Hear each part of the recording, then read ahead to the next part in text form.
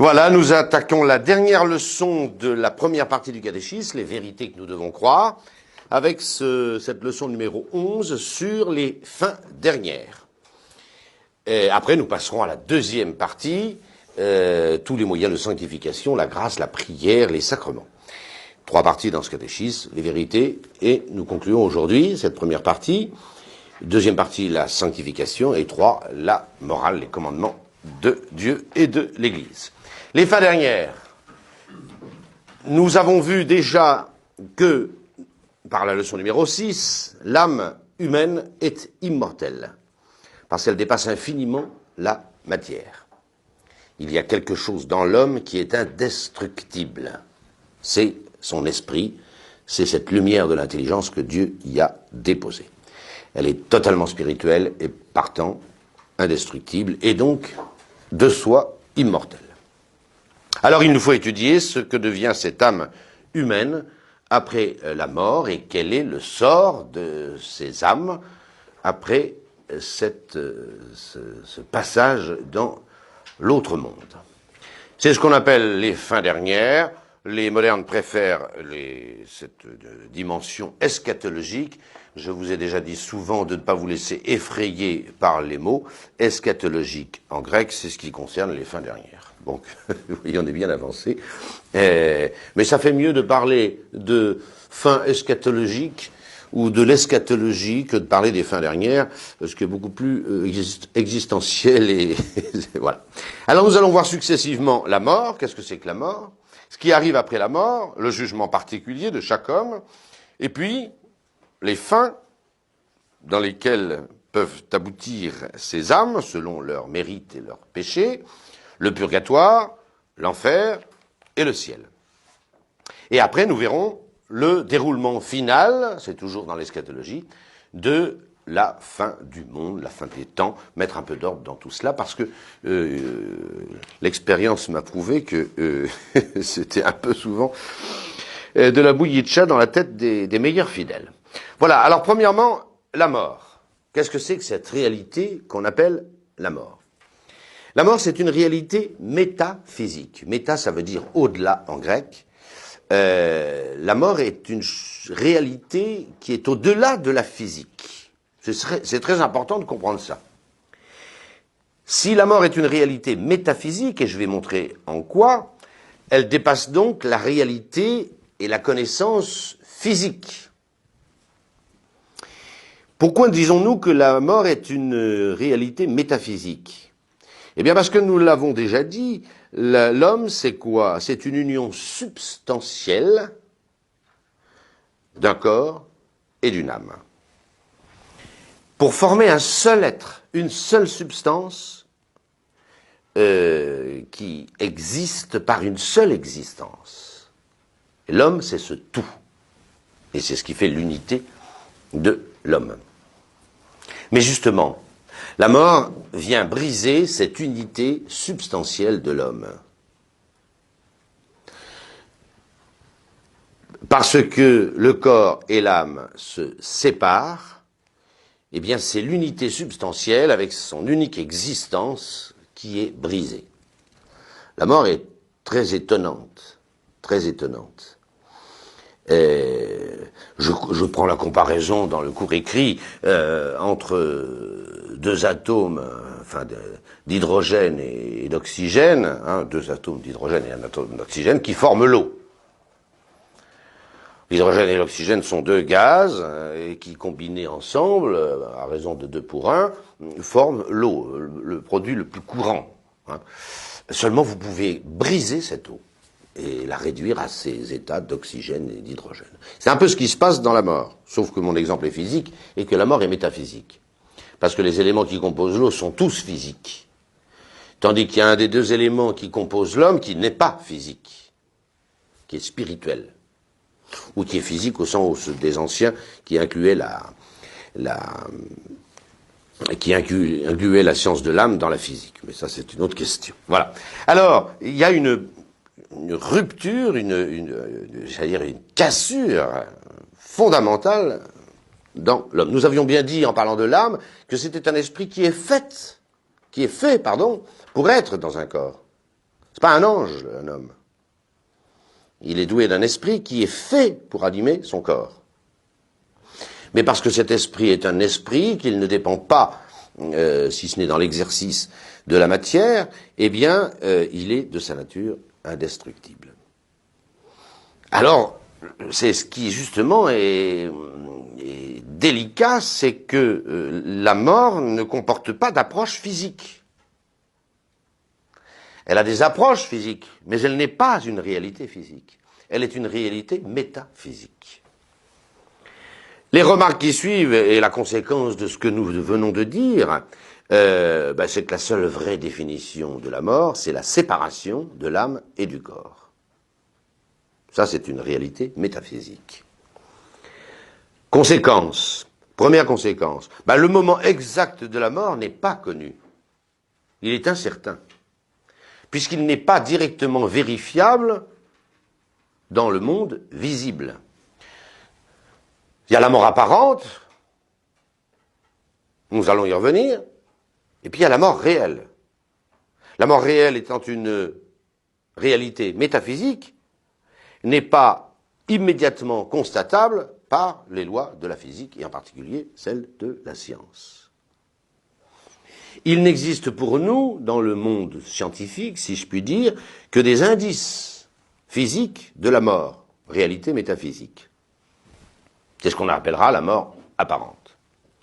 Alors c'est la respiration, l'arrêt de la respiration, l'arrêt du cœur, hein, le fameux encéphalogramme plat, qui fait qu'il n'y a plus aucune tension nerveuse dans le système neuronal. Bon, on peut de là conclure à la mort, mais on conclut à la mort apparente, et non pas à la mort physique. Les gens qu'on appelle les plantes vertes, qui ont encore une vie organique, mais plus du tout de vie cérébrale, sont véritablement vivants. Ils sont totalement vivants. Ils n'exercent plus les facultés intellectuelles et spirituelles, mais ils sont vivants, comme vous, c'est moi, pour l'instant. Et donc, et conséquence, c'est qu'on peut encore s'occuper de leur âme, parce qu'elle est là. Elle est là, leur âme.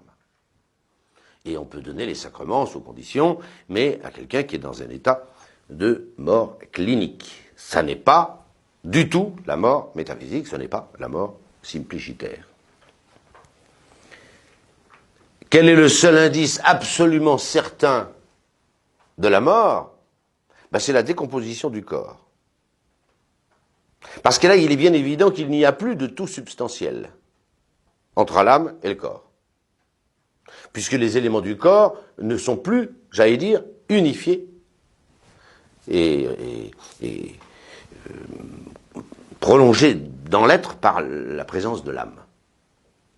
Mais vous voyez que ça, c'est un phénomène qui suit la mort apparente, plus ou moins, et finalement, on est sûr, là, effectivement, quand un corps se décompose, qu'il n'y a plus cette forme substantielle qui fait qui fait l'homme, qui fait ce que c'est qu'un homme. Il est donc très important de comprendre ce que c'est que la mort. C'est un cataclysme, hein, c'est une déroute, hein, la mort. C'est terrible. C'est terrible. On voit bien qu'un homme, c'est son corps vivant et son âme vivante, comme dit l'Écriture sainte. C'est un tout, c'est ce qui fait sa personne. Même la personne est dissoute dans la mort. Même la personne. Et on n'aurait pas dû mourir. Ça, on l'a vu dans le péché originel et les dons préternaturels. Dieu n'a pas voulu nous créer mortels. L'homme est naturellement mortel, mais Dieu avait corrigé ce défaut énorme de la nature humaine par ce don d'immortalité. Et on aurait dû passer de cette vie à la vie éternelle sans mourir. C'est pas le cas. Nous avons péché en Adam et Ève. D'où la nécessité pour un homme d'être toujours prêt à mourir. La vie, c'est d'apprendre à mourir, comme on dit, même la sagesse païenne. Et un homme qui ne pense pas à sa mort, c'est un imbécile, puis c'est un fou. C'est tout. Et ça ne veut pas dire, comme certains philosophes modernes, Heidegger, je crois, que l'homme est un être pour la mort. Non, on n'est pas pour la mort. On est pour la vie. C'est évident. Un homme s'est fait pour vivre. Pour vivre ici-bas et pour vivre éternellement. Mais justement, pour vivre éternellement, il faut bien mourir. Et notre Seigneur, dans l'Évangile, répète sans arrêt cette nécessité d'être prêt à mourir. Bien vivre, c'est apprendre à mourir. Et à bien mourir. Alors, je ne vous cite pas tous les textes de l'Évangile, ils sont innombrables. Voilà. Avec des comparaisons d'ailleurs très audacieuses de notre Seigneur Jésus-Christ. Je viendrai comme un voleur. Si le maître de maison savait à quelle heure le voleur doit venir, imaginez que vous sachiez que votre maison va être cambriolée cette nuit. Ben, vous n'allez pas vous endormir. Vous allez prendre un grand gourdin et vous tenir derrière la porte ou prévenir la gendarmerie, je ne sais pas ce que vous ferez, mais vous ne dormez pas. Je viendrai comme un voleur. Je viendrai même à l'heure où vous n'y pensez pas. Il y a un moyen de ne pas mourir, c'est d'y penser. Mais je viendrai à l'heure où vous n'y pensez pas. Comme un voleur. Et ainsi de suite. Et ainsi de suite. Donc la parabole des vierges sages, des vierges folles, enfin il y en a à foison dans l'Évangile. Parce que notre Seigneur Jésus-Christ sait très bien, lui qui est le juge des vivants et des morts, nous allons le voir, il sait très bien que c'est le grand moment qu'il ne faut pas rater. C'est le grand rendez-vous que nous avons avec Dieu, avec l'éternité, avec notre sort éternel. Et les gens qui ne s'occupent pas de ça, hein, ou qui badinent avec ça, ou qui s'amusent avec ça, sont des fous. Sont des fous. Alors qu'au fond, les hommes, comme dit Pascal, ils se divertissent, ils s'amusent. Ils s'amusent. Ils s'amusent. Ils veulent oublier ça. Mais c'est pas la grandeur de l'homme que d'oublier sa dimension spirituelle, éternelle. Et donc, concrètement, ce rendez-vous, non pas avec la mort, mais avec Dieu. Car c'est ça, l'importance de la mort. Mourir, s'il n'y a pas ce rendez-vous avec Dieu et avec l'éternité, bon, après tout, c'est un mauvais quart d'heure à passer. Mais nous savons, par la foi, que l'important de la mort n'est pas la mort elle-même, mais ce qui suit immédiatement la mort. Et c'est pourquoi nous en venons au numéro 2, le jugement particulier. Chaque âme est jugée immédiatement, j'allais dire séance tenante, après sa mort. L'Église a défini cela de foi catholique. Toutes les âmes sont jugées immédiatement après leur mort, dès qu'elles sont séparées de leur corps. J'ai cité le Concile de Florence en 1439, mais on pourrait en citer bien d'autres, le Concile de Latran et autres. On voit dans l'Évangile que le sort du bon larron, en Luc 23, 43, est fixé le soir même de la passion de notre Seigneur Jésus-Christ, quand il se convertit, se retourne vers le Christ, lui fait cette prière admirable, souviens-toi, dire ça à un crucifié qui va mourir dans quelques instants, souviens-toi de moi Seigneur lorsque tu viendras dans ton royaume, faut une foi incroyable, et Jésus lui répond, ce soir même, tu seras dans le paradis avec moi. Donc le soir même, le bon larron va mourir quelques heures après Jésus, mais il est sauvé ce soir-là. Le paradis n'est pas encore le ciel, c'est le paradis, c'est les limbes. Bon, nous verrons ça tout à l'heure.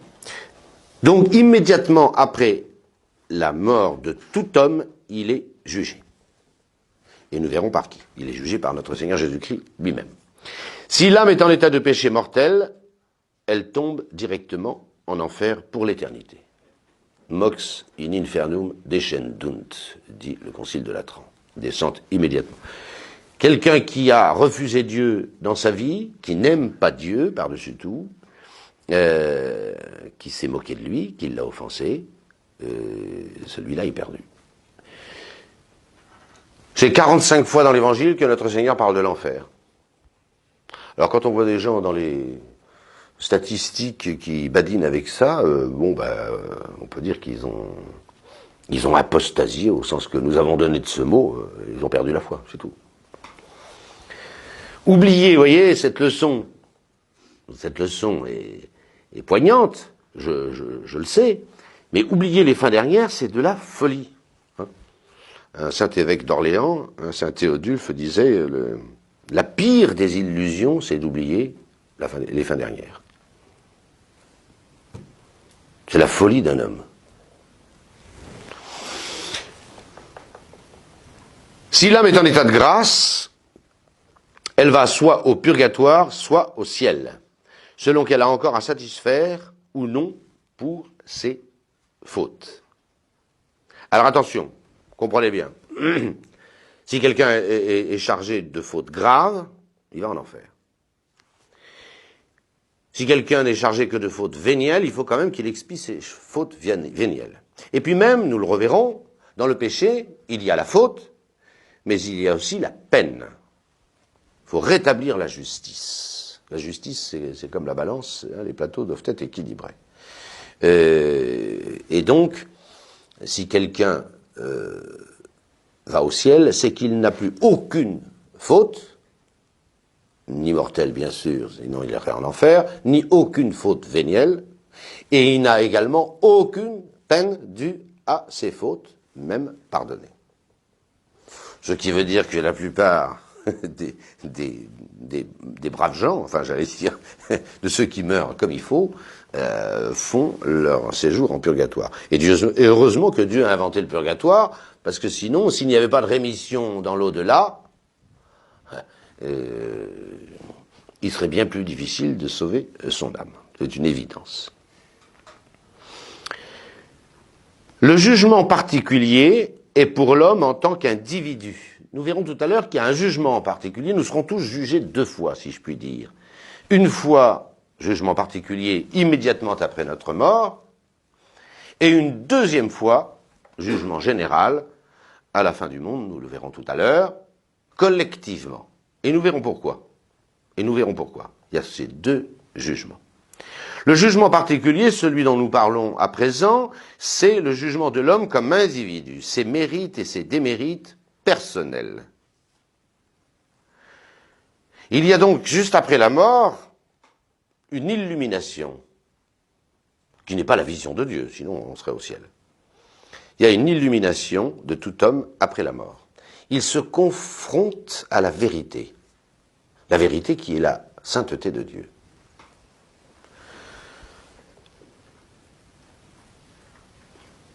Et c'est à l'aune de cette lumière de Dieu, de la sainteté de Dieu, que lui-même, s'il aime Dieu, il est aimanté, attiré vers Dieu, et s'il n'aime pas Dieu, eh bien il ne peut pas supporter cette lumière. Et c'est de lui-même qu'il fuit la face de Dieu. C'est Jésus-Christ lui-même qui communique cette lumière, parce qu'il l'a, bien sûr. Nous verrons que le Christ dit et répète dans l'Évangile que c'est lui qui juge. Et nous le savons déjà. Si vous vous souvenez de la leçon sur la Sainte Trinité, elle se terminait par un petit paragraphe qui s'appelle les appropriations. Voilà. Et on voit bien que l'Écriture sainte approprie à une personne divine les œuvres extérieures des trois personnes divines. Je vous renvoie à cette leçon. Mais on voit bien que sont attribuées à Jésus-Christ notre Seigneur les œuvres de jugement, toutes les œuvres de sagesse, toutes les œuvres d'intelligence. Parce que dans la Trinité sainte, le Fils est la sagesse, l'intelligence, la lumière du Père, de Dieu, c'est-à-dire cette parole éternelle que Dieu prononce pour se connaître. Et finalement s'aimer, c'est le Saint-Esprit. C'est donc bien à Jésus-Christ qu'il revient, il a la pleine lumière de Dieu, vrai Dieu né du vrai Dieu, lumière né de la lumière, engendré, non pas créé, consubstantiel au Père, mais il est aussi un homme, et un homme est pris, un juge est pris parmi les hommes. C'est donc à lui, et c'est pas une simple appropriation, c'est bien la lumière de Dieu, la substance de Dieu qui juge, puisque c'est par rapport à elle qu'on est bon ou moins bon ou carrément mauvais. Mais cette fonction de juge, c'est pas une appropriation, c'est Jésus-Christ, notre Seigneur en tant que Verbe fait chair. qui nous juge. Et donc tout homme verra Jésus-Christ. Pas l'essence de Dieu, sinon il serait mis au ciel, mais tout homme verra Jésus-Christ directement, immédiatement, après sa mort. Et c'est lui qui est juge des vivants et des morts.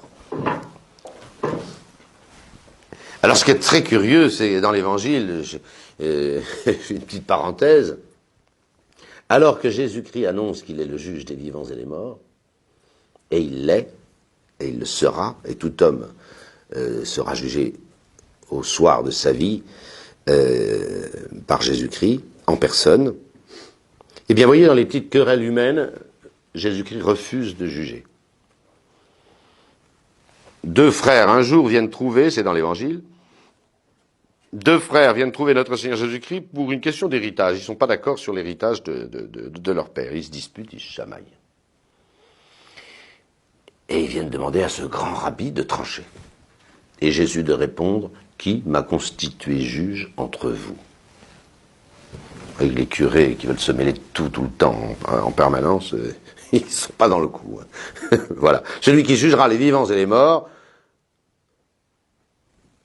eh bien celui-là refuse de trancher les questions de ce monde. Je ferme cette parenthèse. Troisièmement, le purgatoire. Le purgatoire, c'est un lieu de souffrance et non point de tourment. Faites bien la différence entre une souffrance et un tourment. Dans une souffrance, il y a une utilité. Il y a, j'allais dire, un profit. Excusez-moi de ce mot. Il y a un rachat. La souffrance est très belle pour un homme. Elle peut devenir très belle. Elle doit être très belle. Et la souffrance est très belle. Sinon c'est des tourments. On sait très bien que c'est dans le creuset de la souffrance qu'un homme devient grand. Tout simplement. Et le purgatoire n'est pas un lieu de tourment. Il ne s'agit pas de châtier les gens. Il s'agit de les purifier et de les mettre de plein pied avec la sainteté de Dieu. C'est donc un lieu de souffrance, où les âmes des justes achèvent d'expier leurs péchés avant d'entrer dans la gloire. Je l'ai dit tout à l'heure, je n'y reviens pas, les péchés véniels ou les conséquences des péchés mortels. Ces âmes nous enseignent, alors d'abord l'existence du purgatoire. Beaucoup d'hérétiques ont nié l'existence du purgatoire. L'Église l'a défini, hein. Ce n'est plus contestable par un chrétien. Mais on le trouve dans toute la Sainte Écriture. Lors de la guerre des Maccabées, on voit bien déjà que on envoie au temple 12 000 drachmes d'argent après une bataille que livrent les Maccabées, mais ils ont perdu pas mal de leurs soldats, pour offrir des sacrifices pour les morts, pour des gens qui sont déjà morts. Donc on offre des sacrifices pour des gens déjà morts. Ça prouve bien qu'il y a un rachat, ça n'aurait aucun sens, il y a un rachat possible des âmes après la mort. Et puis heureusement, parce que je ne sais pas si ceux qui nient le purgatoire se rendent compte de ce qu'ils disent. Ou bien ils disent que tout le monde est saint, mais complètement saint pour paraître immédiatement devant Dieu en toute limpidité. Vous savez, les gens qui pensent être au diapason et à la hauteur de la sainteté de Dieu, comme ça, c'est un petit peu présomptueux, hein, c'est moins qu'on puisse dire. Ou bien, réfléchissez, s'il n'y a aucune rédemption après la mort, il faut être logique. Si on n'est pas à la hauteur, à la sainteté de Dieu, digne de Dieu, comme dit l'Épître aux Hébreux, et qu'il n'y ait pas de rédemption possible, on enverrait tout le monde en enfer. Et ces gens qui sont très irénistes, qui ne veulent pas de purgatoire, finalement, s'ils étaient logiques, ils enverraient la plupart des gens en enfer. Vous voyez bien l'incohérence de l'hérésie. Ces âmes, précisons, les choses sont des âmes saintes. Elles sont dans la grâce de Dieu. Elles aiment Dieu par-dessus tout. Elles font partie de l'Église. L'Église, pas encore triomphante, plus militante, puisqu'ils ont quitté la terre, mais font partie du grand corps de notre Seigneur Jésus-Christ et l'Église. Leur peine est double. Leur peine est double. Pourquoi la peine du péché est toujours double? Parce que le péché, c'est deux choses, si on regarde bien. Et on aura l'occasion de le redire quand on parlera du sacrement de pénitence et de la rémission des péchés. Qu'est-ce que fait le pécheur? La première chose qu'il fait, la plus grave, c'est qu'il se détourne de Dieu. Il fuit de devant Dieu. Il prend une autre direction, un autre chemin que celui de Dieu. Et pourquoi il fait ça? Pour se convertir, comme dit l'Écriture sainte et les théologiens, vers la créature. Il préfère autre chose que Dieu. Donc il se détourne de Dieu et il fait d'une chose dérisoire, ça, comme si c'était sa fin. Il prend une chose et il la met à la place de Dieu. Donc il se détourne de Dieu et se convertit, se tourne vers une créature. Prenons évidemment un exemple très manifeste, l'idolâtrie.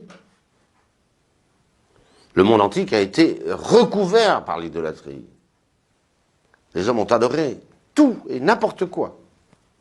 Chapitre 1er de l'Épître aux Romains, à relire attentivement.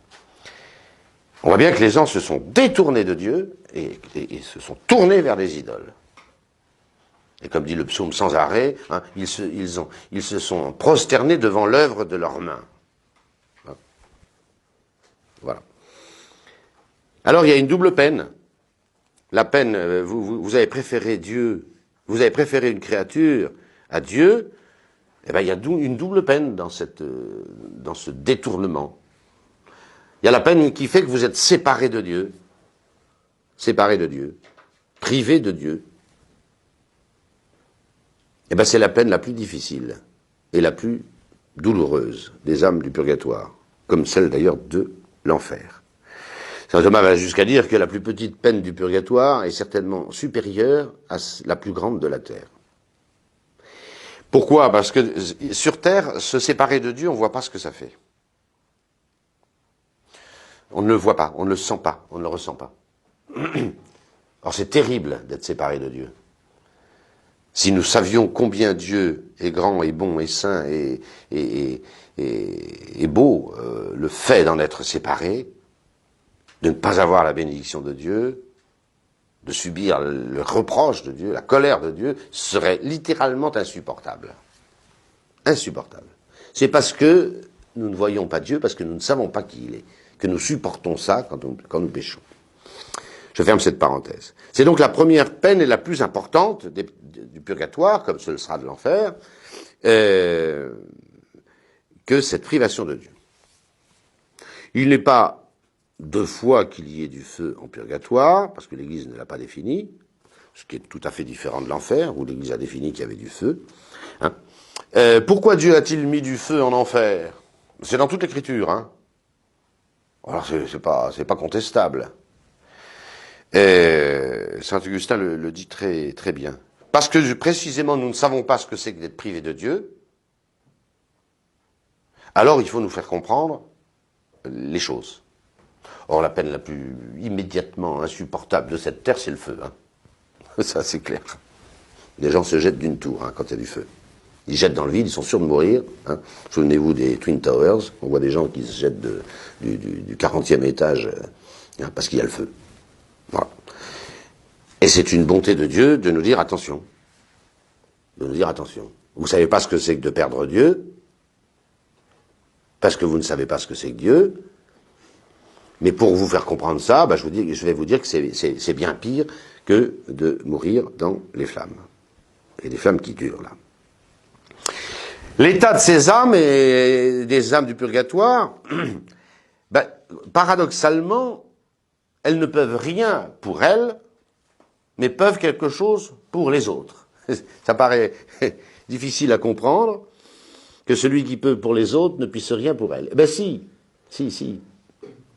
Ici-bas, et profitons-en, nous sommes dans l'état de la miséricorde. Il suffit d'invoquer Dieu, il est là. Nous demandons pardon à Dieu, il nous pardonne. Nous prions Dieu, il nous exauce. Nous sommes dans l'état de la miséricorde. Profitons-en. Profitons-en. Tout ce que nous faisons de bien, et le bien est facile à faire, nous avons recours à Dieu, nous verrons dans la prière qu'elle est toujours exaucée, et voilà. Quiconque invoquera le nom du Seigneur sera sauvé. Ça, c'est vrai maintenant. Parce que nous sommes dans l'état de la miséricorde, de la rédemption de notre Seigneur Jésus-Christ, qui nous ouvre les trésors de sa grâce et de sa faveur. Comprenons-le. Là, dans le purgatoire, c'est plus le temps de la miséricorde, c'est le temps de la justice. C'est le temps de la justice. Et ces âmes du purgatoire ne peuvent rien faire pour elles-mêmes. Rien. Nous pouvons faire quelque chose parce que Dieu nous a promis que dès qu'on bougeait, il correspondait à la grâce. Parce que nous sommes dans l'état de miséricorde de Dieu. Mais là, c'est l'état de justice. Voilà. Vous avez offensé Dieu, même si vous l'aimez par-dessus tout. Et Dieu, pour vous admettre à la gloire du ciel, eh bien, vous met en face de vos dettes et vous les payez. Voilà. Et c'est encore une miséricorde. Mais c'est l'état de la justice. Elles ne peuvent rien faire pour elles-mêmes. Par contre, c'est des âmes saintes, sauvées, qui iront au ciel, qui sont dans la grâce. Alors elles peuvent prier pour les autres. C'est curieux, cette impuissance par rapport à elles et cette capacité par rapport aux autres. Ce qui fait que beaucoup de saintes personnes invoquent les âmes du purgatoire et en sont exaucées. Et nous, est-ce qu'on peut faire quelque chose pour les âmes du purgatoire? Ben oui et non. Oui et non. Oui, parce que nous, nos prières sont exaucées. Je l'ai dit, nous sommes dans l'état de miséricorde. Nous pouvons donc prier pour les âmes du purgatoire. Mais attention, l'Église a utilisé à chaque fois qu'elle parle de ça, dans son magistère, elle parle de la capacité que nous avons d'aider les âmes du purgatoire par mode de suffrage. Qu'est-ce que ça veut dire? Par mode de suffrage. Ça veut dire que nous présentons à Dieu des prières, le sacrifice de la messe pour ces âmes, pour abréger leurs peines, leurs souffrances, et les envoyer au ciel. Mais alors que dans les autres prières, dans toutes les autres prières que nous faisons, nous sommes sûrs d'être exaucés de Dieu. En vertu de la promesse de Dieu, nous le verrons. Ce que vous demanderez, vous l'obtiendrez. Frappez, au long vous ouvrira. Alors là, on peut toujours prier, puisqu'on peut prier. Mais attention, puisque ces âmes sont dans l'état de la justice, Dieu n'est pas tenu de nous exaucer. Alors nous envoyons des suffrages, des supplications à Dieu, et c'est Dieu qui, c'est Dieu qui décide. Vous me direz, mais quand Dieu exauce nos prières, c'est lui qui décide. Oui, mais comme il a promis de nous exaucer, sa décision, c'est QFD. Dieu nous exauce, ici-bas. Et c'est pourquoi il y a une prière, c'est la même prière qu'on fait pour les âmes du purgatoire ou pour d'autres causes, mais, alors que nos autres prières, Dieu a promis de les exaucer, là, il n'a pas promis de les exaucer. Il ne promet pas de les exaucer. C'est la liberté absolue de notre Créateur. Tout est suspendu à la miséricorde de Dieu pour les âmes du purgatoire, précisément parce qu'elles sont dans l'état de la justice. Et nous en arrivons ainsi à l'enfer éternel. Alors, comme j'ai dit que le purgatoire était un lieu de souffrance et non pas de tourment, je dis de l'enfer qu'il est un lieu de tourment et non pas de souffrance. L'inverse. Il s'agit ici, il n'y a pas d'espérance dans l'enfer, comme il y en a en purgatoire. J'allais dire, la vertu dominante du purgatoire, ce doit être l'espérance. Mais dans la Divine Comédie de Dante, bon, c'est pas un lieu théologique, je suis d'accord, mais au fronton de l'enfer est marqué « Vous qui rentrez ici, laissez toute espérance ». Voilà. Tandis que la souffrance est chargée d'espérance, elle est salutaire, le tourment est vindicatif, sans espoir et terrible. Où les âmes des damnés sont torturées pour l'éternité avec les démons. L'enfer a été créé par Dieu. C'est dans l'Évangile de façon expresse. Allez, maudit au feu éternel qui a été créé pour le diable et ses mauvais anges. C'est Dieu qui a créé l'enfer. Nous verrons pourquoi, tout à l'heure. L'enfer est un mystère. Hein. Et nous l'avons déjà dit, il n'y a de mystère que là où il y a Dieu. C'est tout. Le seul mystère, c'est Dieu. Son infinité. Son être infini et sans rivage, sans limite. Alors ça, c'est le mystère, c'est le mystère, c'est le mystère. Les mystiques appellent Dieu, c'est incroyable, hein. Les mystiques appellent Dieu la grande ténèbre. Et pourtant, saint Paul dit, Dieu est lumière. Et il n'y a pas en lui l'ombre, une ombre d'obscurité. Mais quand un homme s'approche de Dieu, Dieu est tellement grand, tellement immense, tellement infini, tellement parfait, tellement... que pour les mystiques, les grands mystiques catholiques, ben, ils appellent Dieu la grande ténèbre. C'est tout à fait étonnant. Et on comprend ce qu'ils veulent dire. Parce que plus ils avancent dans la connaissance de Dieu, plus ils comprennent l'incroyable ignorance dans laquelle ils sont vis-à-vis de ce mystère. Voilà. Alors vous comprenez que l'enfer a évidemment deux peines, comme le purgatoire, mais évidemment qui sont des tourments et sans espérance. La peine du damn, voilà pourquoi on appelle ceux qui sont en enfer les damnés. C'est certainement la plus terrible. Le fait d'être séparé de Dieu, hein, d'être maudit de Dieu. Allez, maudit au feu éternel. Jésus-Christ, notre Seigneur. Allez, maudit au feu éternel. Retirez-vous de moi. Hein. Dieu ne connaît plus ces gens-là. C'est terrible. Rien que prononcer ces choses-là est terrible. Que Dieu ne se souvienne plus de l'œuvre de ses mains. Et comme on ne comprend pas ce que c'est que cette peine, encore que on peut très bien, avec un peu de méditation, on peut la comprendre. Hein. Imaginez que vous n'ayez plus possibilité de recourir à Dieu. Rien que d'y penser, ça vous met la chair de poule. Faites cette méditation, faites-la.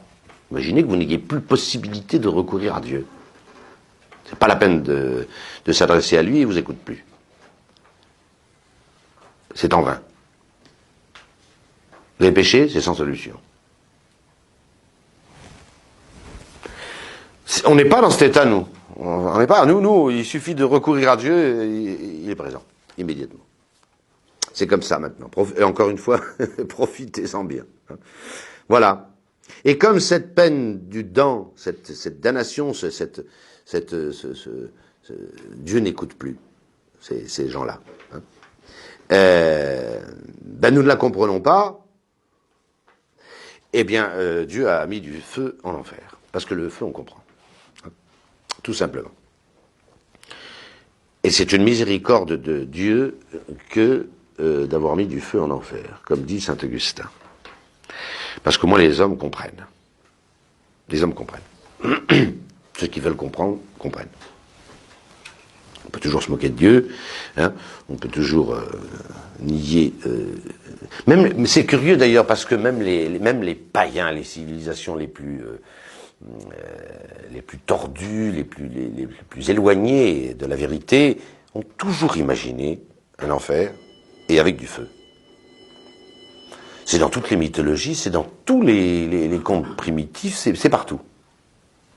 C'est partout.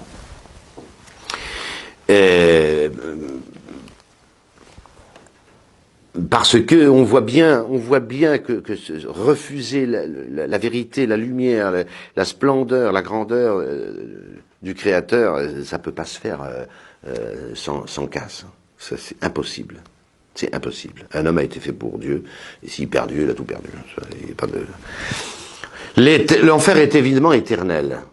Alors, quand on a compris un tout petit peu ce que c'est que le temps, c'est une vérité, j'allais dire, limpide. Est éternel, ce qui est hors du temps. Donc il n'y a plus de temps. Et s'il n'y a plus de temps, bah c'est éternel. Enfin, c'est idiot de dire ça, c'est dire exactement la même chose, mais encore faut-il le comprendre.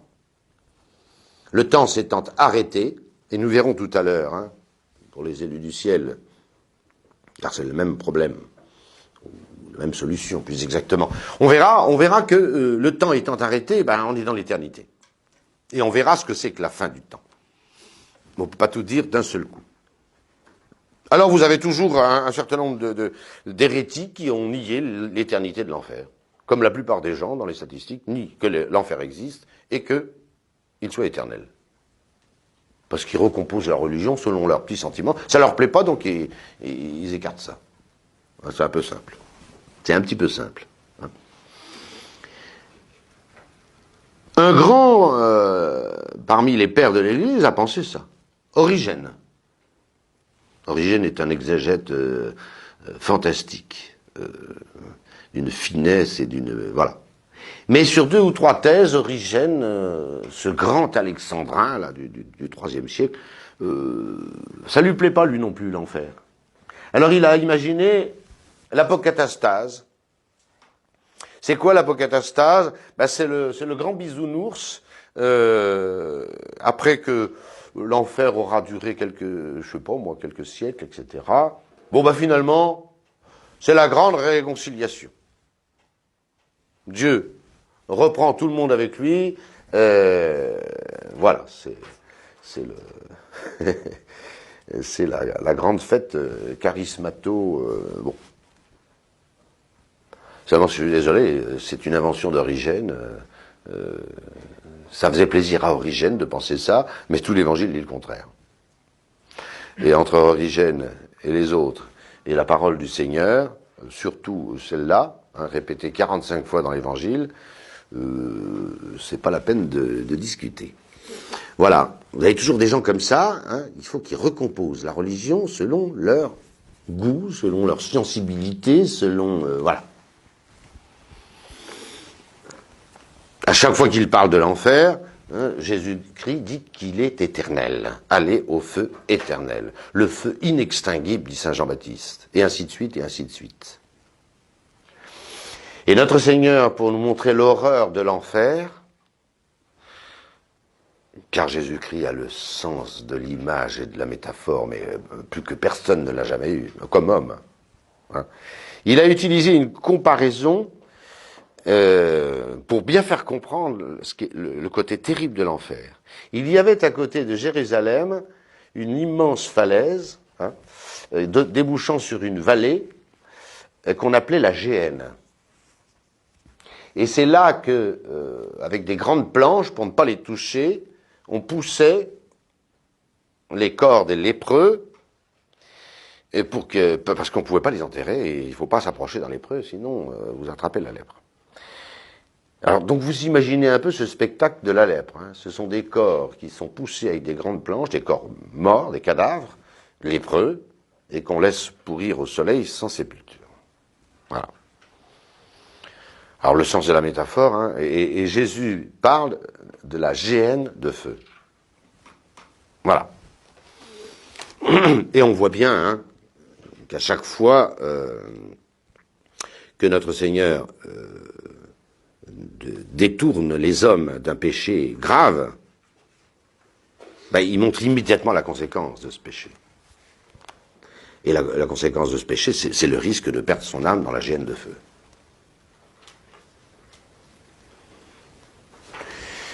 Gardez-vous de mépriser aucun de ses enfants.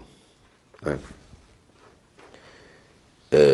Si quelqu'un scandalise un enfant, il vaudrait mieux hein, qu'on lui attache une une de ces meules que tournent les ânes et qu'on le précipita au fond de la mer. Hein. Et si ton œil est pour toi une occasion de scandale, arrache-le. Vous imaginez ce que c'est que de prendre son œil là, puis de se l'arracher, hein. Jette-le loin de toi. Mieux vaut pour toi entrer borgne dans la vie que d'être jeté avec tes deux yeux dans la géhenne de feu. Si c'est ton pied qui te scandalise, coupe-le. Mieux vaut rentrer pour toi boiteux dans la vie que d'être jeté au feu éternel avec tes deux pieds. Pareil pour la main. Enfin, on peut difficilement être plus clair. Voilà.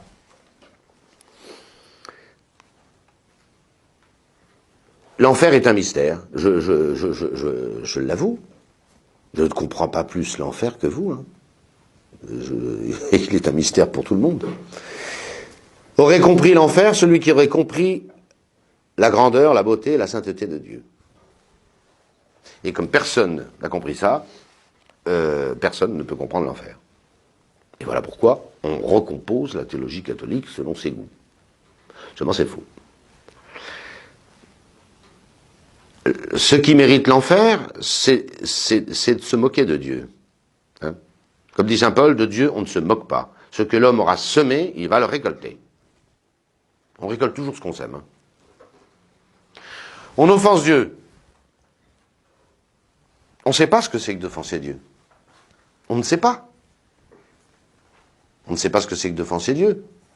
C'est pourquoi d'ailleurs on en prend tellement à son aise. Si on savait ce que c'était, personne ne pécherait. Si on savait ce que c'était que d'offenser Dieu, on ne pécherait pas. On ne pécherait pas. Alors comment voulez-vous qu'on comprenne le châtiment de se détourner de Dieu si on ne comprend pas ce que c'est que se détourner de Dieu? Ah, c'est incompréhensible. C'est incompréhensible. C'est évident, et ce sera toujours incompréhensible. On peut le méditer, on peut l'approcher, on peut essayer de le comprendre un peu, ce que nous faisons aujourd'hui, mais on ne peut pas se dire je sais ce que c'est que d'offenser Dieu, et donc je comprends très bien que la conséquence de cela soit terrible. Non, on ne peut pas comprendre ça. Voilà. Il y a quelque chose d'infini dans le péché, dit saint Thomas d'Aquin. S'en prendre à Dieu, directement, comme ça, contester avec Dieu, récuser Dieu. Il y a quelque chose d'infini, mais c'est clair, parce que Dieu est infini. Parce que Dieu est infini.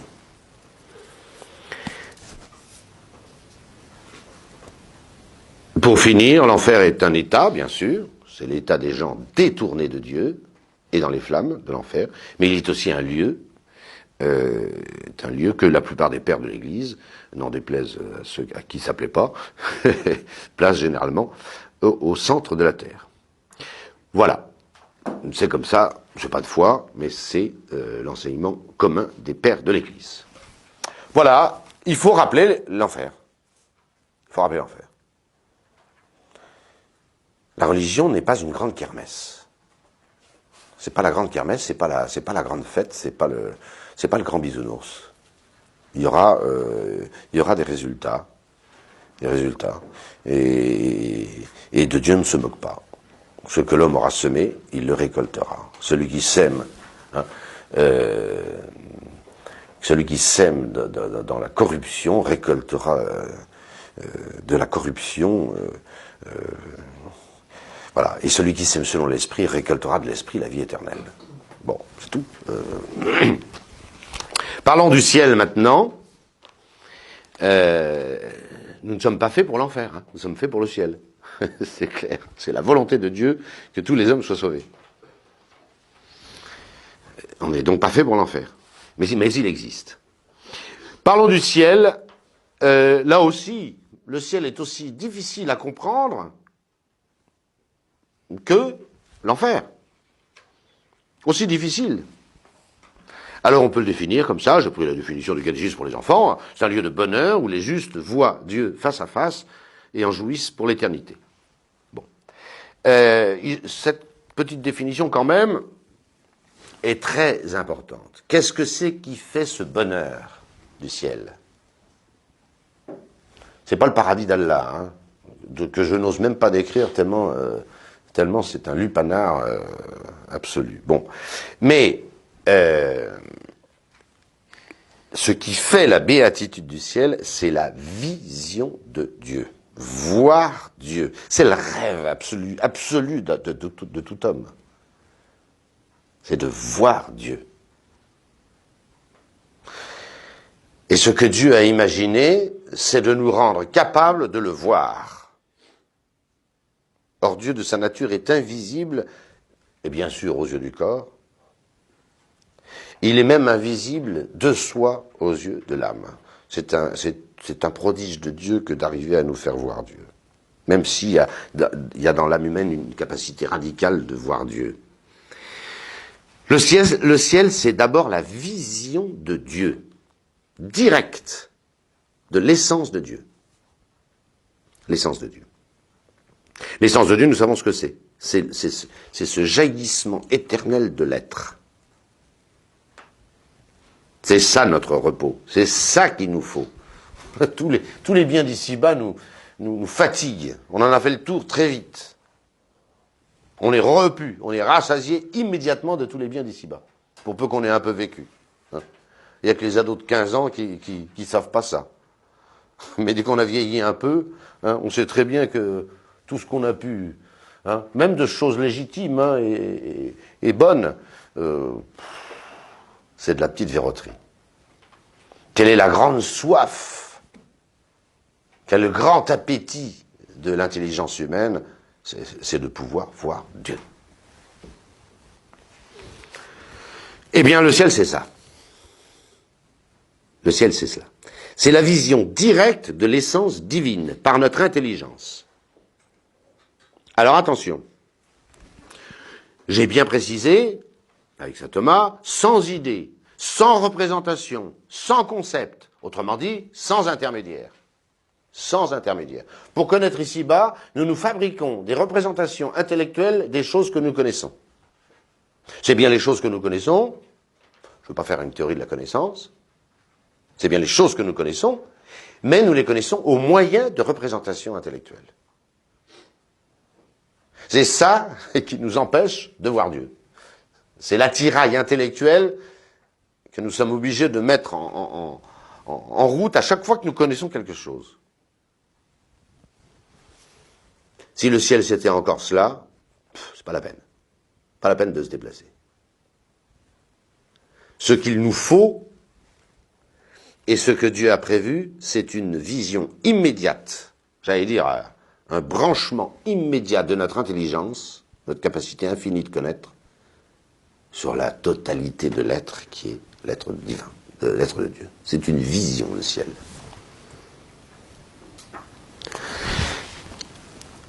Est-ce que l'âme humaine est capable de cela? Oui et non, vous disais-je. Oui, parce que il y a une capacité spirituelle de connaître dans l'intelligence humaine. C'est même sa définition. Mais attention, il faut une disposition spéciale, que les théologiens appellent la lumière de gloire, parce que l'intelligence humaine connaît au moyen de concepts. Elle est faite comme ça. Elle se fabrique des idées pour connaître. Or, on ne veut pas d'idées ici. Il n'en faut pas. On ne veut plus de représentation. On veut ce que saint Paul appelle du face-à-face avec Dieu. Mon intelligence et Dieu, direct, comme objet. Et ça fait un.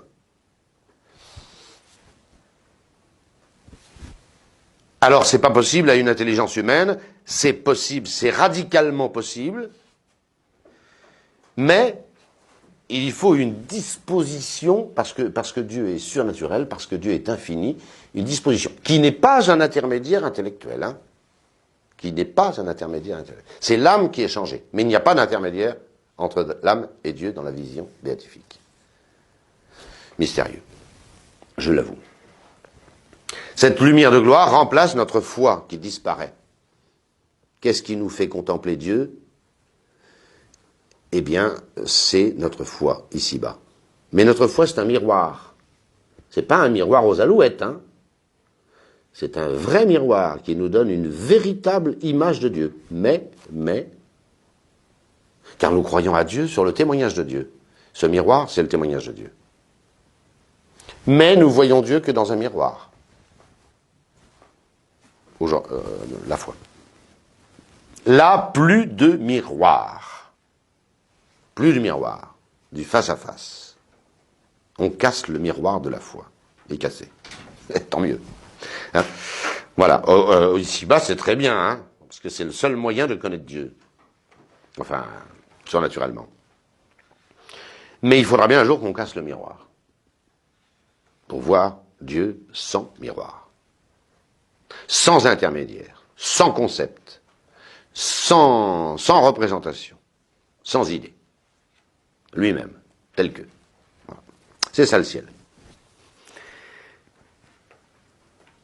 Et on peut absolument pas se faire une idée du ciel. Je suis désolé. Vous pouvez pas. Vous pouvez pas. Il faudrait être capable, maintenant, de sonder le mystère de Dieu. Hey, c'est impossible. C'est pour ça que les gens ne se précipitent pas à gagner le ciel. Hein. Ils savent pas ce que c'est. Là encore, ce que je vous ai dit pour l'enfer est parfaitement vrai. Si les gens savaient ce que c'est que l'enfer, ils pêcheraient plus. Et si les gens savaient ce que c'est que le ciel, on peut dire qu'ils ne feraient rien d'autre que de s'y diriger. Mais comme l'un et l'autre sont fondés sur le mystère insondable de Dieu, les gens ne se précipitent pas vers le ciel et beaucoup se précipitent en enfer. Hein. Comme dit notre Seigneur, la voie est très large qui mène à la perdition et ils sont nombreux ceux qui s'y engagent. Le chemin qui monte au ciel est assez resserré et on s'y bouscule pas. Hein. Voilà. Toujours à cause de cette grande inconnue. Et voilà pourquoi saint Paul a dit, hein, il a très bien vu ce que c'était que le ciel. Y a-t-il été admis quelque temps là, dans sa vision en Arabie, c'est possible, hein, puisqu'il ne peut pas et il ne veut pas répéter ce qu'il a vu et ce qu'il a entendu. Bon, il ne peut pas d'ailleurs. Est-ce que les théologiens discutent si saint Paul, dans sa vision en Arabie, hein, je connais un homme dans le Christ, il y a 14 ans, était-ce dans son corps ou sans son corps, je ne sais, Dieu le sait. Voilà. Puis quand il arrive à nous dire ce qu'il a vu, il s'arrête. Il dit, je peux pas, hein, je peux pas vous dire. Voilà. Et bien ce même saint Paul est bien placé pour nous dire « L'œil de l'homme n'a pas vu, l'oreille de l'homme n'a pas entendu, il ne sera jamais monté au cœur de l'homme ce que Dieu a préparé pour ceux qui l'aiment. » 1 Corinthiens 2, 9. Le ciel a pourtant des degrés, c'est encore saint Paul qui le dit, hein. Stella differt a stella in claritate. Hein. Une étoile, les élus du ciel diffèrent en clarté, parce que selon la charité, les mérites d'ici-bas, Dieu accordera cette lumière de gloire plus ou moins. Plus ou moins. Et évidemment, on ne peut plus pécher au ciel. Pourquoi ? Parce que j'ai dit que le ciel, c'était la vision de Dieu. C'est premièrement dans l'intelligence que la béatitude se place. Mais évidemment, comme chez nous, et ça ne changera pas pour ça, la volonté, la capacité d'aimer est conséquence immédiate de l'objet de notre intelligence. Dès que quelque chose est bon, nous l'aimons. C'est le fonctionnement de la volonté. Alors l'amour de Dieu est proportionnel à la vision de Dieu. Et plus vous le voyez, plus vous l'aimez. J'allais dire ça, et donc la volonté est totalement fixée dans le bien. Si la volonté est fixée dans le bien, il n'y a plus moyen de pécher. Plus moyen. Vous voyez, distinguez bien le paradis terrestre où Adam et Ève ne voyaient pas Dieu. Même s'ils étaient très proches et très amis avec lui, ils ne voyaient pas Dieu, sinon ils n'auraient jamais péché. Du ciel où on voit Dieu. Et on est irrésistiblement attiré par sa grandeur, par sa beauté. C'est inéluctable. Et on l'aime exactement en proportion de ce qu'on en voit. Et on voit en proportion de cette lumière de gloire, qui est elle-même en proportion de la charité qu'on a en mourant. Le temps s'est arrêté. Mais je vais y revenir sur le temps qui s'arrête dès qu'un homme meurt, il sort du temps. Nous allons voir pourquoi. Alors voyons un petit peu, pour finir cette séance eschatologique, ben comment ça va se passer à la fin, puisqu'on est en plein dans le sujet. Hein. Voilà, là on a vu un petit peu ce qui allait arriver à chaque homme, et puis maintenant on va voir ce qui va arriver à l'ensemble du monde et de tous les hommes. Et c'est notre dernière partie, le jugement général. Alors j'aime bien remettre un peu de chronologie. Tant que le temps n'est pas arrêté, il y a une chronologie. La palisse en dirait autant. Donc, avant l'arrêt du temps, il y a une chronologie. C'est ce que nous allons faire. Dans l'ordre, qu'est-ce qui va arriver à ce monde? Qu'est-ce qui va arriver à ce monde? 5 choses dans l'ordre. 5 choses. Et essayez, moi j'ai essayé de les apprendre aux fidèles dans des sermons, j'ai tout essayé, mais ça rentre pas. C'est pourtant d'une logique imperturbable. Hein? La première chose qui va arriver vers la fin, c'est la parousie. Jésus-Christ revient. Le retour glorieux de Jésus-Christ, annoncé dans toute l'Écriture. Les anges de l'ascension, quand Jésus vient de monter au ciel, et que les apôtres, là, ont le torticolis à regarder ce nuage, derrière lequel il n'y a plus rien à voir, Jésus a disparu. Hommes de Galilée, que restez-vous là à ne rien faire, hein? Voilà, ce même Jésus qui vient d'être enlevé du milieu de vous, reviendra de la même manière que vous l'avez vu. Voilà. Et Jésus précise qu'il reviendra sur les nuées du ciel, pour juger les vivants et les morts. Donc la première chose qui arrivera, c'est le retour glorieux du Seigneur. La parousie. Et vous l'avez enseigné, la parousie, dans tout le Nouveau Testament, un peu partout. Jésus-Christ va revenir. Il est venu une première fois pour nous sauver. Il va revenir une deuxième et dernière fois pour nous juger. Voilà. Alors, moi, je donne la chronologie, mais je ne donne pas le calendrier. Hein. Tous ceux qui vous hein, et Jésus l'a dit, et il a tout dit.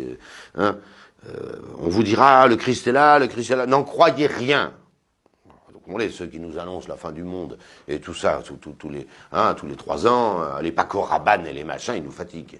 Hein, voilà. Ou les diseuses de bonne aventure, et voilà. Le jour où le Christ va arriver, hein, tout le monde sera au courant. Comme l'éclair brille de l'Orient à l'Occident, ainsi sera la venue du Fils de l'homme. Personne ne se posera de questions, ça sera clair. Donc dès qu'on se pose des questions, c'est faux. On vous dira, il est dans le lieu plus reculé de la maison. N'en croyez rien. Même il y aura des prodiges à faire tourner la tête des élus eux-mêmes. Ne bougez pas. Quand Jésus-Christ reviendra, tout le monde sera au courant. Tout le monde. Donc tous les bruits avant-coureurs, c'est faux. C'est faux, et c'est définitivement faux. Puis en plus, c'est pas près d'arriver, il y a plein de choses qui ne sont pas arrivées, et qui sont dans la Sainte Écriture, car je ne me base que sur la Sainte Écriture. Le retour massif des Juifs au Christ Jésus, c'est annoncé 2 fois par Saint Paul dans l'Écriture sainte, c'est pas arrivé que je sache. Il y a des conversions individuelles, mais le peuple juif, hein, en tant que tel, n'est pas chrétien. Donc c'est pas pour tout de suite. Voilà. Alors attention à tous ces apocalypses no, faut arrêter ça. C'est un ridicule. Voilà. Mais par contre, nous avons le droit de savoir, puisque l'Écriture sainte nous le dit, qu'est-ce qui va se passer dans l'ordre. 1, la parousie. Jésus arrive sur les nuées du ciel, avec une grande puissance et une grande majesté, avec tous ses anges, etc. Voilà, première chose. Deuxième chose, on est toujours dans le temps, puisque le temps n'est pas fini. Donc, c'est chronologique. La deuxième chose, c'est la résurrection de la chair. L'heure vient, je cite notre Seigneur Jésus-Christ, l'heure vient où tous ceux qui sont dans les sépulcres, écoutez bien ça, l'heure vient où tous ceux qui sont dans les sépulcres entendront la voix du Fils de Dieu. C'est très rare que Jésus-Christ s'appelle le Fils de Dieu dans l'Évangile. Il s'appelle toujours le Fils de l'homme. Et là, il ne dit pas « l'heure vient où tous ceux qui sont dans les sépulcres entendront la voix du Fils de l'homme ». Et il dit « tous ceux qui sont dans les sépulcres entendront la voix du Fils de Dieu. Et ils en sortiront tous. Tous. Toute chair va ressusciter. Tous. Depuis Adam et Ève jusqu'au dernier nourrisson de la parousie, tout le monde va ressusciter. Il y en a même, dit saint Paul, qui ne mourront pas. Mourront pas. Parce que quand Jésus-Christ reviendra, ils seront en bonne santé. Voilà. C'est dans saint Paul. Jésus-Christ va ressusciter tous les morts, tous ceux qui sont dans les sépulcres. Les autres, c'est pas la peine de les ressusciter, ils sont encore vivants. Ils entendront la voix du Fils de Dieu. Et ils s'en sortiront de ces sépulcres. Ceux qui auront fait le bien pour une résurrection de vie, ceux qui auront fait le mal pour une résurrection de mort. Donc, 1, la parousie, 2, la résurrection de la chair. Et c'est Jésus-Christ qui fait, qui accomplit ce miracle qui est certainement un des plus éclatants après la création. Je ne vois pas qu'il y ait une chose plus étonnante que ce miracle-là. La souveraineté de la puissance de Dieu qui va ressusciter toute chair. Toute chair. Sans aucune exception.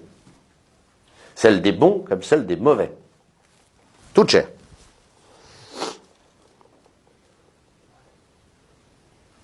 Et nous savons que Jésus-Christ peut faire ça.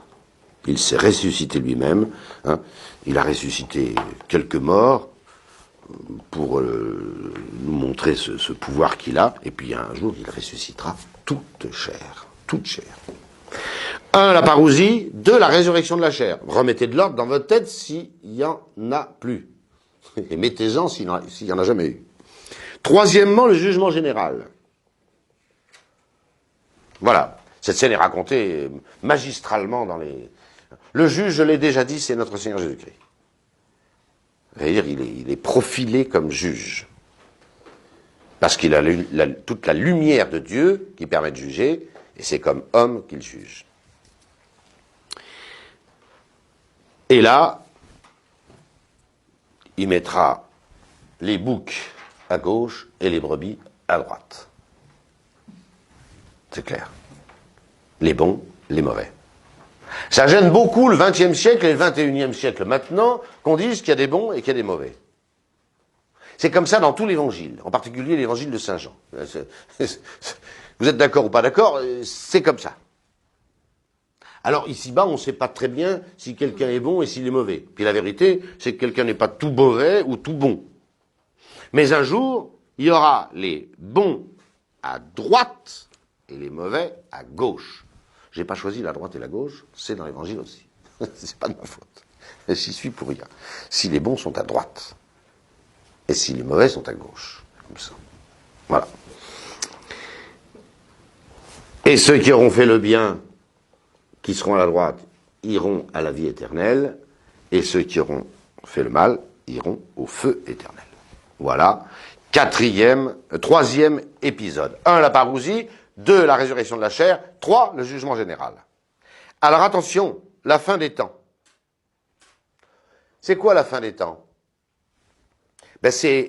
J'en fais un 4e, mais c'est le 3e. À partir du moment où tous les hommes sont fixés, les uns dans la béatitude éternelle, les autres dans le feu éternel, dans l'enfer éternel, dans la damnation. Alors pour les uns comme pour les autres, le temps s'arrête. Le temps, j'ai eu l'occasion de vous le dire déjà, c'est une notion strictement humaine. La seule créature à vivre dans le temps, c'est l'homme. Les anges ne sont pas dans le temps, Dieu n'est pas dans le temps, les êtres inanimés, les animaux ne sont pas dans le temps, un animal même n'est pas dans le temps. C'est quoi le temps? C'est la fixation de notre esprit sur le mouvement. Voilà. Ceci est là, je fais une saisie. Ceci est là, je fais une autre saisie. Et j'ai l'impression qu'il s'est déroulé une chose. En vérité, il n'y a qu'une chose qui a changé, c'est le mouvement de ce tampon. C'est ça le temps. Si mon esprit est fixé, fixé en Dieu ou fixé dans le mal, dans la révolte, le temps n'existe plus. Je n'ai plus plusieurs saisies, une saisie là, je n'en ai plus qu'une. Si j'ai qu'une saisie, le temps s'arrête. La fin des temps, j'ai pas dit la fin du mouvement, hein. Le mouvement, c'est une réalité totalement extramentale. Ça existe, le mouvement. Il y a des choses qui bougent. Mais le temps est une réalité mentale, psychologique. Quand l'esprit de l'homme, de tous les hommes est fixé, le temps s'arrête. Autrement dit, la fin des temps, c'est la conséquence immédiate du jugement général. C'est automatique. Quand tout le monde est fixé sur son sort éternel, le temps s'arrête. Le mouvement continue. Et puis ensuite, la fin du monde. Ça dégringole de toutes parts. Dieu punit aussi ce monde pour tous ses péchés.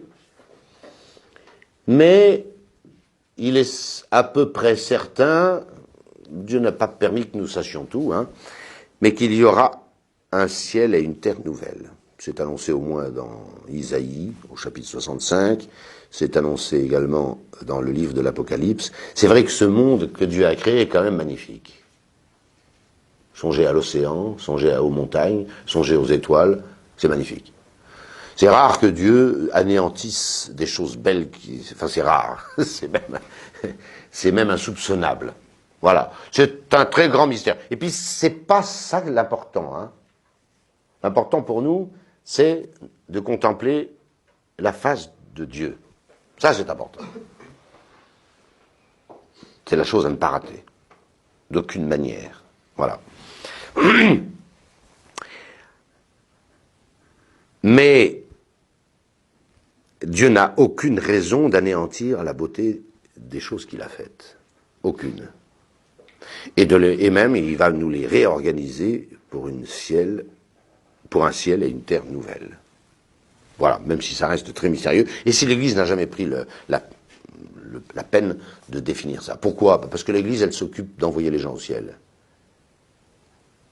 Et ça, c'est pas nécessaire de savoir ça. C'est pas nécessaire. De savoir de quoi est fait le monde futur, au point de vue de l'organisation du cosmos et tout ça, c'est pas nécessaire. Donc c'est pas le domaine de compétence de l'Église. Elle définira jamais ça. L'Écriture sainte nous laisse quelques bribes à méditer. C'est comme ça. Et un dernier mot sur le jugement général.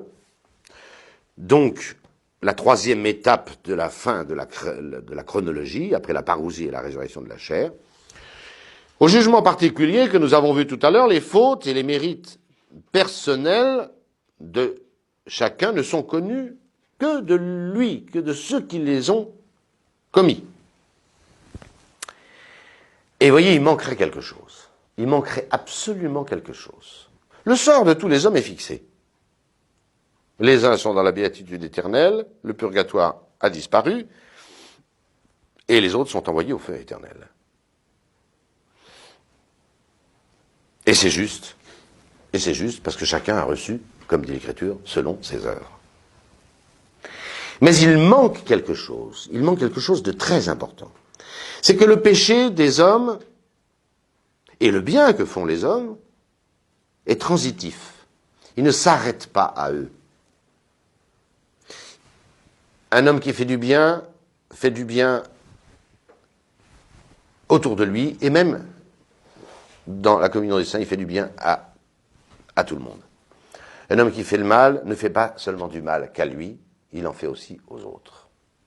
Pas seulement les gens qu'il a volés, escroqués, tués, pillés, torturés et violés. C'est pas de ça que je parle, seulement. C'est vrai. Mais en soi, hein, la déchéance des hommes est transitive. Voilà. Je ne parle pas d'une communion des saints à l'envers. Hein. Je suis pas fou. Hein. Mais voyez le côté transitif du péché. Le côté transitif. Vous avez des gens qui ont assassiné d'autres gens, tué, déshonoré, pillé, et beaucoup d'autres crimes qu'on n'ose même pas nommer. Eh bien, il est souverainement... Ce que font les procès des hommes, le procès de Dieu le fera. Hein. On met en présence, dans un procès aux assises, et l'assassin, non pas la victime parce qu'il est mort, mais les autres. Ou si c'est des histoires de pédophilie, ben on met les gens en présence. Ou de viol, on met les gens en présence. Pour que l'un comprenne ce qu'il a fait à l'autre. Ça, Dieu le fera. C'est une des premières, c'est la première raison. Punir et récompenser publiquement le bien. Parce qu'il y a quelque chose de transitif dans le bien comme dans le mal. Ça débouche sur les autres. Et la vraie justice, une bonne justice, une justice complète, une justice en plénitude, doit se faire en public. Et Dieu fera la justice en public. Alors vous voyez, il n'y a pas besoin, parce qu'il y a déjà eu, il n'y aurait pas eu besoin pour fixer le sort de chaque homme. Vous avez compris, je passe. Deuxièmement, il y a un grand condamné de l'histoire qu'il faut réhabiliter. Je tiens beaucoup à cette raison. Hein. Jésus-Christ, il est passé une fois sur terre et il reviendra. Son passage sur terre est une humiliation épouvantable. Épouvantable. Il l'a voulu, il l'a fait, mais c'est une injustice cruelle. Pas seulement sa naissance, à la crèche, pas seulement sa vie, dans la solitude, dans le silence de Nazareth, pas seulement les contradictions qu'il a subies, pas seulement, j'allais dire, pas seulement la passion qu'il a subie, terrible, mais même sa résurrection. Sa résurrection ne lui a pas fait justice, puisque sa résurrection, il a choisi 2-3 témoins, hein, enfin un peu plus, jusqu'à 500, dit saint Paul, pour être témoin de sa résurrection. Lui-même ne s'est pas fait justice sur terre. Jamais. La petite justice qui est faite à Jésus-Christ, le grand humilié de l'histoire, c'est nous qui la faisons par notre foi. Mais enfin, c'est insuffisant. Hein. Il faudra bien un jour que tous les hommes reconnaissent la bonté de Dieu, de leur Sauveur, ce qu'il a subi pour le salut des uns et la perte des autres, parce que, voilà. Et j'allais dire, c'est un des motifs, peut-être pas principal, mais fondamentaux du jugement général. Le grand accusé de l'histoire doit être réhabilité. Il s'appelle Jésus de Nazareth. Et finalement, pour qu'à la face du monde entier, la sagesse infiniment variée de Dieu, son inlassable bonté, sa miséricorde, sa grandeur, sa beauté, soit manifeste pour tout le monde. Vous voyez, il faut méditer ça. Il faut méditer ça. Les hommes qui s'amusent à blasphémer, les hommes qui, etc., ceux qui font du bien dans l'humilité. Il faudra que tout ça soit mis sur la place publique. Alors vous me direz, mais les péchés des élus, c'est embêtant. Hein, voilà. Saint Thomas y a pensé. Il y a des gens qui ont fait plein de péchés, puis qui ils se sont convertis, puis ils sont finis très très bien. Mais alors on va se souvenir de leurs péchés. Oui, mais se convertir d'un péché, c'est une chose très noble. Très très noble. Il y a plus de joie au ciel pour un pécheur qui fait pénitence que pour 99 qui n'en ont pas besoin. Et tous les péchés des élus seront pour leur gloire. Parce que c'est beaucoup plus grand d'avoir péché et de s'en sortir que de n'avoir pas péché. C'est beaucoup plus grand. Et Dieu le sait. Donc, les élus n'auront rien à risquer d'un déshonneur de leur péché pardonné. Et nous non plus, si nous sommes du bon côté, tâchons de nous y donner rendez-vous. Je vous remercie.